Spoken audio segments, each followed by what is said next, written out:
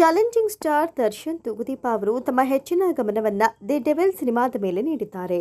ನಿರಂತರವಾಗಿ ಆ ಚಿತ್ರದ ಕೆಲಸಗಳಲ್ಲಿ ತೊಡಗಿಸಿಕೊಂಡಿದ್ದಾರೆ. ಇತ್ತೀಚೆಗೆ ರಾಜಸ್ಥಾನದಲ್ಲಿ ಡೆವಿಲ್ ಸಿನಿಮಾಗೆ 3ನೇ ಹಂತದ ಶೂಟಿಂಗ್ ಮಾಡಲಾಗಿದೆ.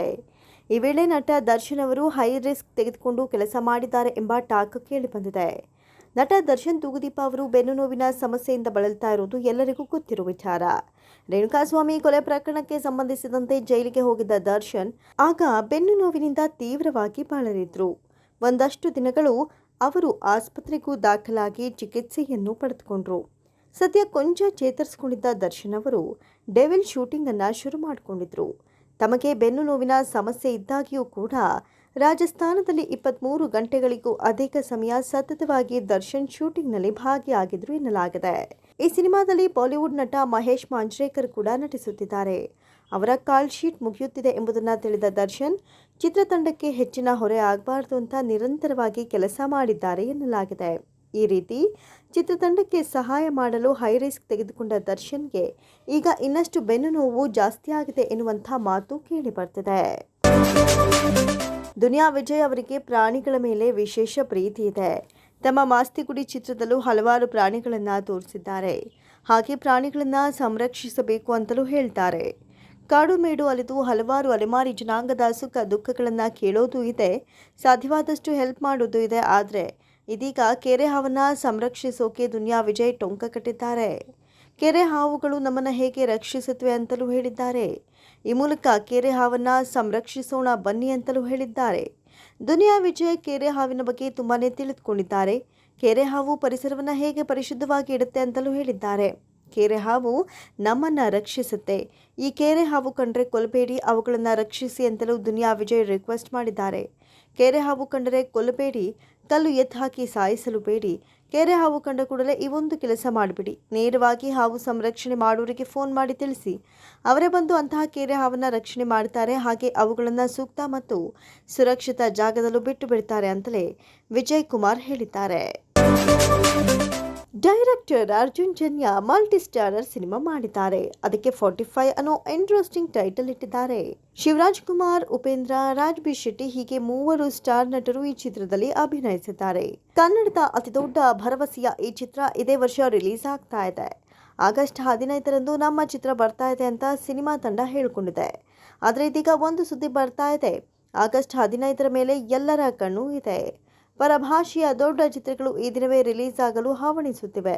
ಅಂತಹ ಚಿತ್ರಗಳಲ್ಲಿ ಸೂಪರ್ ಸ್ಟಾರ್ ರಜನಿಕಾಂತ್ ಅವರ ಕೂಲಿ ಚಿತ್ರವೂ ಇದೆ.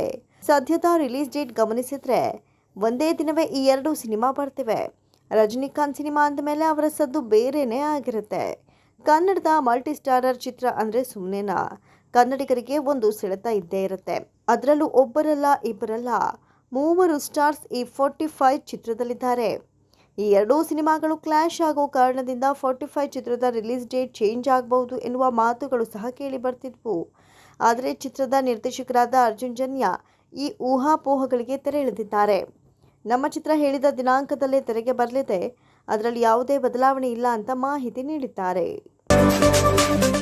ಕರ್ನಾಟಕ ರಾಜ್ಯ ಮಹಿಳಾ ಆಯೋಗ ಕರ್ನಾಟಕ ಚಲನಚಿತ್ರ ವಾಣಿಜ್ಯ ಮಂಡಳಿಯಿಂದ ಚಲನಚಿತ್ರೋದ್ಯಮದಲ್ಲಿ ಲೈಂಗಿಕ ಕಿರುಕುಳವನ್ನು ತಡೆಗಟ್ಟಲು ಸಮಿತಿಯನ್ನು ರಚಿಸಲು ವಿವರವಾದ ಯೋಜನೆಯನ್ನು ರೂಪಿಸುವಂತೆ ಕೇಳಿದ 8 ತಿಂಗಳ ನಂತರ ಕೆಎಫ್ಸಿಸಿ 6 ಹೆಸರುಗಳನ್ನು ಅಂತಿಮಗೊಳಿಸಿ ಆಯೋಗದ ಅನುಮೋದನೆಗೆ ಕಳಿಸಿದೆ.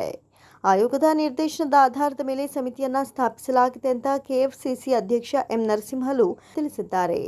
ಸಮಿತಿಗೆ ಆಯೋಗದ ಅನುಮೋದನೆಗಾಗಿ ಚೇಂಬರ್ ಕಾಯುತ್ತಿದೆ ಅಂತ ಹೇಳಿದ್ದಾರೆ. ಕೆಎಫ್ಸಿಸಿಯ ಕಲಾವಿದೆ ಮತ್ತು ಸದಸ್ಯೆ ಅನಿತಾ ರಾಣಿ, ಎನ್ಜಿಒ ನಡೆಸ್ತಾ ಇರುವ ನಿರ್ಮಾಪಕಿ ಅನುಪಮಾ, ಪತ್ರಕರ್ತೆ ಮತ್ತು ನಿರ್ದೇಶಕಿ ಚಂದ್ರಕಲಾ, ಕಲಾವಿದೆ ಮತ್ತು ಕೆಎಫ್ಸಿಸಿ ಸದಸ್ಯೆ ಕಮಲಾ ಮತ್ತು ಚಲನಚಿತ್ರ ನಿರ್ಮಾಪಕ ಸಾರಾ ಗೋವಿಂದು ಸಮಿತಿಯ ಸದಸ್ಯರಾಗಿದ್ದಾರೆ. ಆಯೋಗವು ಸಮಿತಿಯನ್ನು ಅನುಮೋದಿಸಿದ ನಂತರ ಕ್ರಿಯಾ ಯೋಜನೆಯನ್ನು ಚರ್ಚಿಸಲು ಸಭೆ ನಡೆಸಲಾಗುತ್ತೆ ಅಂತ ನರಸಿಂಹಲು ಹೇಳಿದರು. ಬಿಗ್ ಬಾಸ್ ಖ್ಯಾತಿಯ ವಿನಯ್ ಗೌಡ ಅವರು ದರ್ಶನ್ ನಟನೆಯ ಡೆವಿಲ್ ಚಿತ್ರದಲ್ಲಿ ವಿಲನ್ ಆಗಿ ನಟಿಸ್ತಾ ಇದ್ದಾರೆ. ಇತ್ತೀಚೆಗೆ ಮೈಸೂರಿನಲ್ಲಿ ನಡೆದ ಚಿತ್ರೀಕರಣದಲ್ಲಿ ಭಾಗಿಯಾಗಿದ್ದವರ ಬಗ್ಗೆ ವಿನಯ್ ಮಾತನಾಡಿದ್ದಾರೆ. ಡೆವಿಲ್ ತುಂಬಾ ಡಿಫ್ರೆಂಟ್ ಆಗಿರುತ್ತೆ ಅಂತ ಹೇಳಿದ್ದಾರೆ. ದರ್ಶನ್ ಸರ್ ಯಾರನ್ನು ಹತ್ತಿರಕ್ಕೆ ಬಿಟ್ಟುಕೊಳ್ತಾ ಇಲ್ಲ, ಅವರಷ್ಟು ಯಾರೊಂದಿಗೂ ಬೆರೆಯುತ್ತಿಲ್ಲ. ಕೆಲಸ ಮಾಡ್ತಾ ಅವ್ರ ಪಾಡಿಗೆ ಅವ್ರು ಇರ್ತಾರೆ. ಶೂಟಿಂಗ್ ಸ್ಥಳದಲ್ಲಿ ದರ್ಶನ್ ಸರ್ ಅವರೊಂದಿಗೆ ಮಾತನಾಡಿದ್ದೀನಿ. ಸೀನ್ಗಳ ಬಗ್ಗೆ ಚರ್ಚಿಸಿ ನಟಿಸಿದ್ವಿ. ಡೆವಿಲ್ನಲ್ಲಿ ದರ್ಶನ್ ಸರ್ ನನಗೆ ಹೊಡೆಯೋ ಸೀನ್ ಅದನ್ನು ತುಂಬ ಪ್ರೊಫೆಷ್ನಲ್ ಆಗಿ ನಿರ್ದೇಶಕ ಪ್ರಕಾಶ್ ಸರ್ ಶೂಟ್ ಮಾಡಿದ್ದಾರೆ. ಅದನ್ನು ಬಿಟ್ಟರೆ ದರ್ಶನ್ ಸರ್ ಜೊತೆ ವೈಯಕ್ತಿಕ ಯಾವುದೇ ಮಾತಾಡಿಲ್ಲ. ಡೆವಿಲ್ ಸಿನಿಮಾ ತುಂಬ ಡಿಫ್ರೆಂಟ್ ಆಗಿರುತ್ತೆ. ಪ್ರತಿಯೊಂದು ಸೀನ್ ಕೂಡ ಹೀಗೆ ಬರಬೇಕು ಅಂತ ಮಾಡಿಕೊಂಡೇ ಸಿನಿಮಾ ಮಾಡ್ತಿದ್ದಾರೆ. ಅದರ ಬಗ್ಗೆ ಜಾಸ್ತಿ ಬಿಟ್ಕೊಡೋಕೆ ಆಗೋದಿಲ್ಲ ಅಂತ ವಿನಯ್ ಗೌಡ ಹೇಳಿದ್ದಾರೆ.